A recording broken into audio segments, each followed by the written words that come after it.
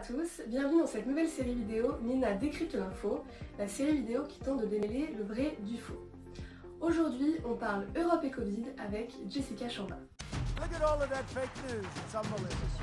Pour lutter contre la désinformation.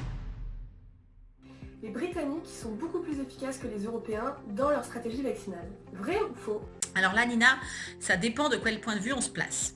Si l'on considère le nombre de personnes ayant reçu une première dose de vaccination, par exemple au 1er mars 2021, oui, on peut dire que la stratégie britannique aura été plus efficace.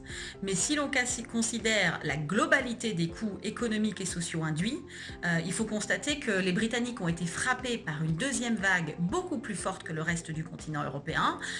Ça les a obligés à confiner massivement et ils n'avaient pas d'autre choix que de vacciner de façon massive pour sortir de cette ornière. Ça a des impacts économiques beaucoup plus forts pour eux.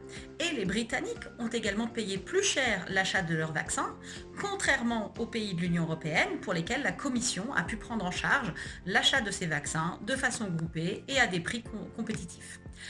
Par ailleurs, comme je le disais sur la réponse à la première question, l'Agence européenne des médicaments a analysé les vaccins de façon beaucoup plus approfondie dans l'objectif d'obtenir une plus grande confiance aussi du public en Europe sur ces injections.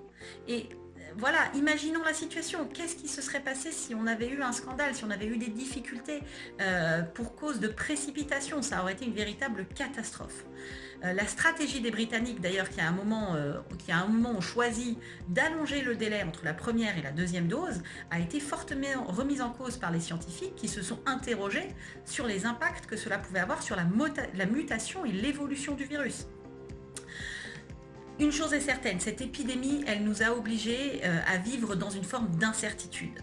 Mais pour l'Union européenne, il y a un enseignement majeur, c'est qu'elle aura été l'occasion d'un grand pas vers l'avant en termes d'intégration des politiques de recherche et de santé. Et moi, je parie que ça aura un effet de moyen terme sur les stratégies européennes de coopération, de recherche, mais aussi de politique industrielle, d'une meilleure coordination. Et ça, c'est extrêmement intéressant. Pour lutter contre la désinformation.